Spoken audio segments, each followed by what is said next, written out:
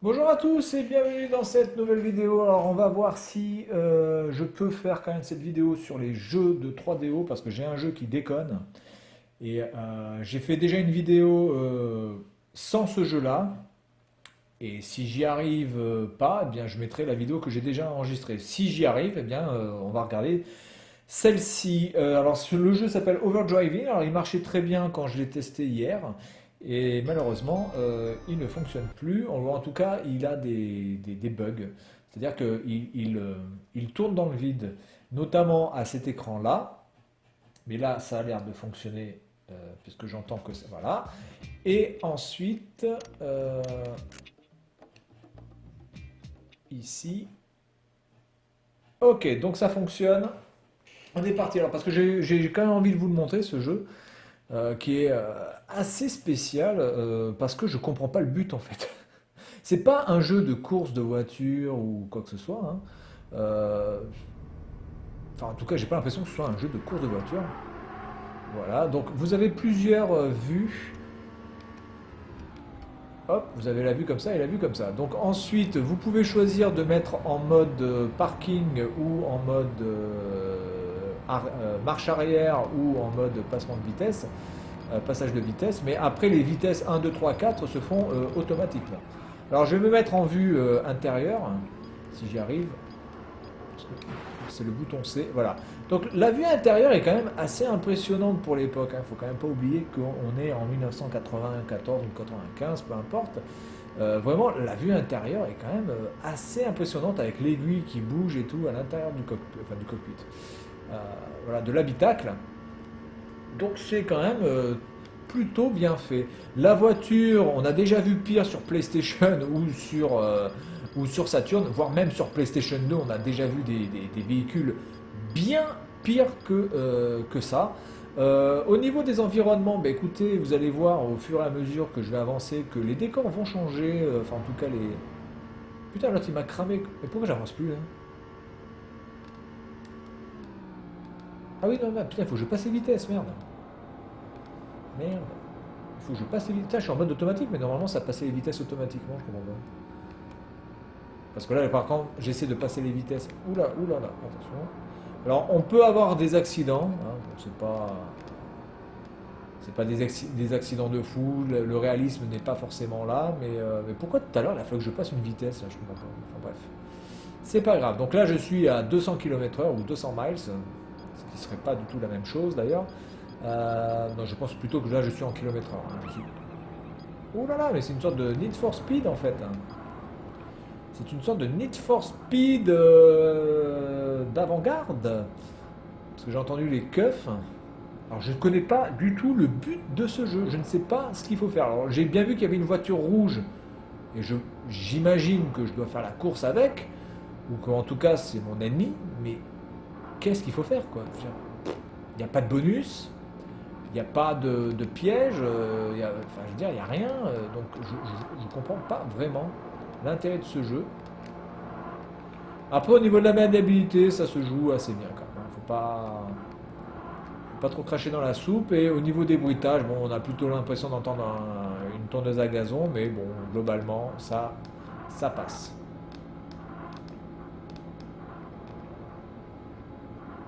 Alors, il n'y a pas de musique, il n'y a que du son bruitage, voilà, il y a que des effets sonores, mais il n'y a pas de musique. C'est un peu chiant d'ailleurs. Voilà, donc là, il y a les flics, c'est très bien, mais le flic ne peut pas me poursuivre, donc je n'ai pas de. Je sais pas. Je sais absolument pas ce qu'il faut faire.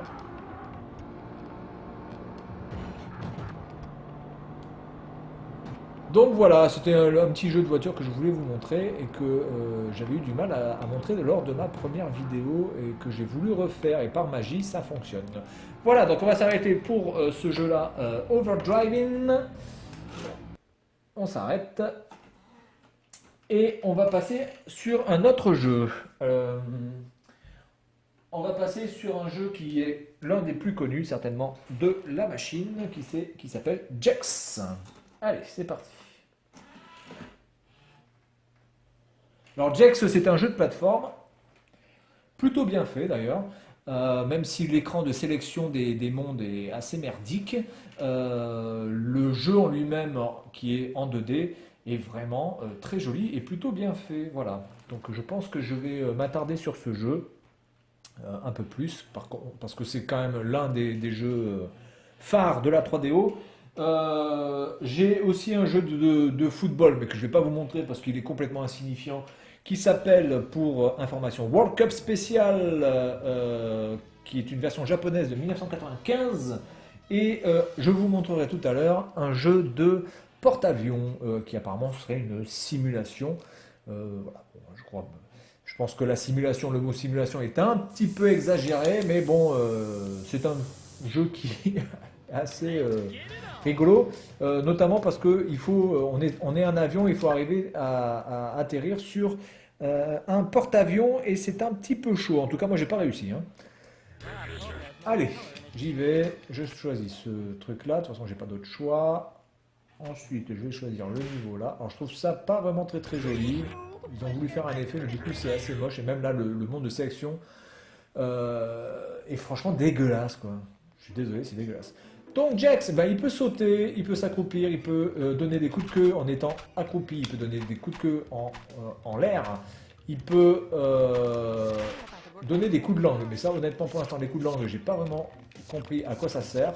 Il peut les donner en haut, en bas et en sautant, et même en sautant en haut. Voilà. Donc il a une panoplie de coups qui est vraiment très très très large. Il peut grimper sur le mur.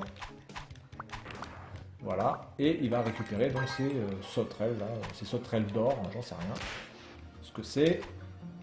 Alors la maniabilité est très bonne, donc là si je me chie dessus, c'est pas franchement à cause du jeu, mais c'est surtout à cause de la rigidité de la croix directionnelle, mais vraiment qui est d'une rigidité absolue. Alors je sais pas si c'est le cas pour toutes les manettes de 3DO, mais en tout cas la mienne, elle est comme ça. La maniabilité vraiment de ce jeu est hors pair, hein. Je pense que vraiment avec une excellente manette, vous pouvez vraiment bien vous amuser. Alors là, il faut que je fasse attention parce que ça va exploser. Et je peux m'en servir pour tuer mes ennemis si je veux. Parce que ça peut exploser sur mes ennemis.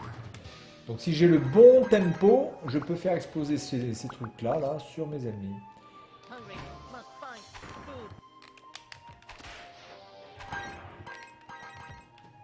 Alors au niveau de la 2D, c'est vraiment très très beau, hein. Il n'y a rien à envier avec la Saturn. Donc là par exemple, vous voyez, là, si je le pète... Ah putain, mais il est con lui.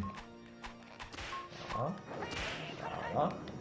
Là j'arrive au point de sauvegarde, ça va prendre une... Ah non. Ah oui, putain, j'ai eu chaud.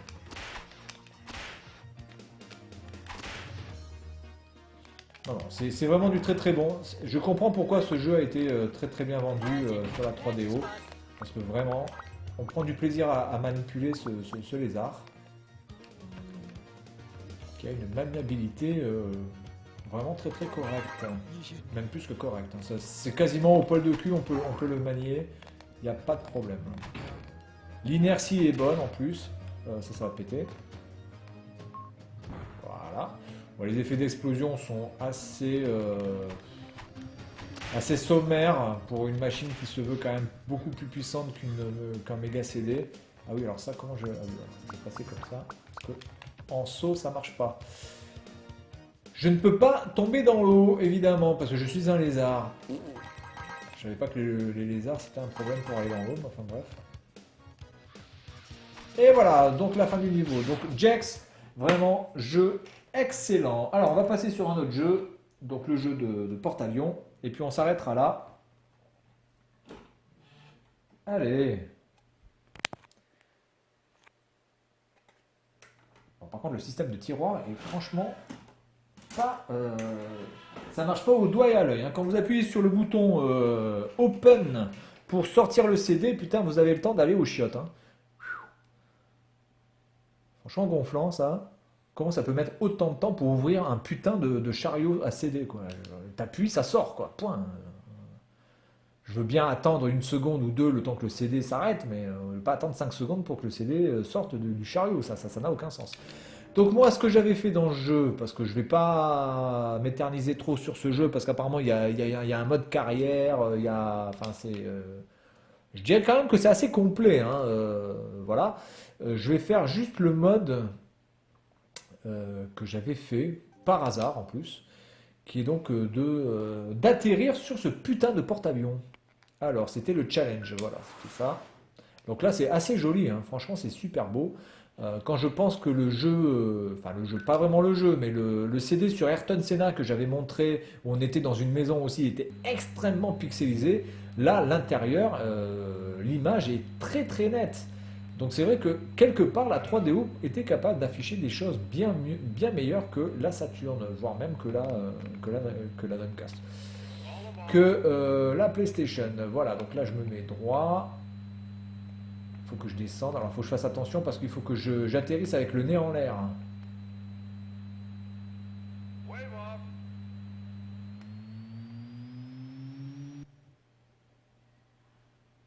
Too far below glide rope centerline. Putain, mais merde, qu'est-ce qu'il fait? Alors il y a le jour et il y a la nuit. Alors tout à l'heure je vais le faire la nuit, là je vais le faire encore en jour. Et puis après je vais le faire la nuit pour voir un petit peu comment ça rend la nuit. Est-ce que c'est plus beau? Est-ce qu'il y a des effets de lumière? Bon, je m'attends pas à des effets de lumière de ouf. Mais non, non, mais bon, la 3DO s'en sort pas trop mal, hein. Franchement, je suis pas mécontent d'avoir cette console. Donc voilà, je me mets dans l'axe. Alors si on était capable de se mettre dans l'axe pour aller sur un porte-avions comme ça, franchement ça se saurait.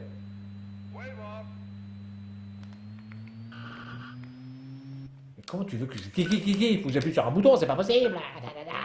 Bref, je vais me mettre en mode... Je peux pas aller en night là? Ah merde! Bon bah je suis reparti là-dedans. Je suis sûr qu'il doit y avoir un bouton. Je vais appuyer sur un bouton. Pourtant j'étais pas mal là, j'étais bien à fleur du truc.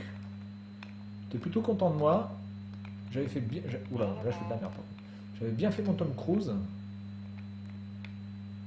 Alors il y a un truc en bas là, je sais pas ce que ça représente certainement. Ça doit représenter un petit peu.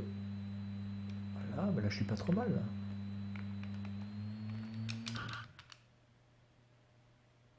You have made one successful. Ah, ouais, super. Bien, alors je vais essayer de le faire la nuit maintenant, et puis on va s'arrêter là, hein. Donc la 3DO, bah, que dire de la 3DO? Bah, c'était une console qui était hors de prix, et qui évidemment en France ou en Europe ne pouvait guère fonctionner. Voilà. Allez, je me mets en night. Il faut quand même savoir que c'était le prix de, enfin c'était le SMIC, hein. Il fallait verser un SMIC pour avoir une 3DO. Alors vous allez me dire oui, mais aujourd'hui on verse un SMIC pour avoir un iPhone X. Bah oui, il faut vous verser un SMIC pour avoir un iPhone X. Sauf qu'un iPhone X, vous pouvez faire beaucoup plus de choses avec un iPhone X qu'avec une 3DO, parce que la 3DO malheureusement à l'époque c'était très difficile de pouvoir copier des films, très difficile de copier des jeux. Ah merde, j'ai foiré. Bref, bon, on va s'arrêter là. Donc voilà, oui, évidemment c'était une console qui était très chère, mais qui était vraiment trop chère pour ce qu'elle pouvait apporter.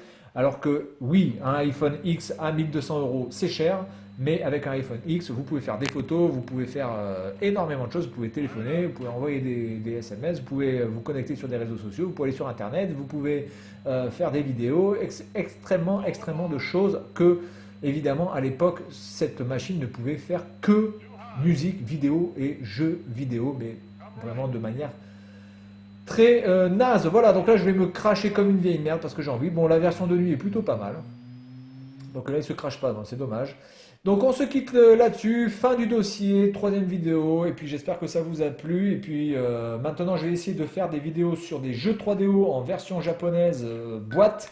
Malheureusement, je pense que ça va être un peu plus compliqué parce que ici les jeux 3DO sont pas faciles à trouver ou alors extrêmement chers. Voilà, donc c'est tout pour cette vidéo, et puis moi je vous dis à la prochaine. Salut à tous!